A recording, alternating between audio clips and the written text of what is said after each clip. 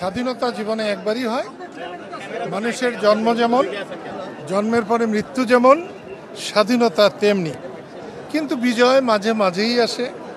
একটা বিরাট কিছু তার মধ্য দিয়ে বিজয়ের অর্জন হয় এবং ২৪ সালের জুলাই অগাস্টের সত্যি একটা জাতির একটা ঐতিহাসিক বিজয় এসেছে। এই দেশ মানুষের দেশ, সেই দেশকে মানুষের চাহিদা মতো পরিচালনা করা হয় নাই। তার কারণেই মানুষের বিক্ষোভের কারণে বৈষম্য বিরোধী আন্দোলনের সফলতা এসেছে। আমি সেই সফলতাকে অভিনন্দন জানাই, ধন্যবাদ জানাই।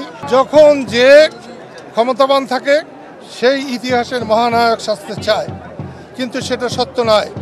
অতীতকে ভুলে গেলে বর্তমান যেমন নিপতিত হবে, ভবিষ্যৎ অন্ধকার হবে।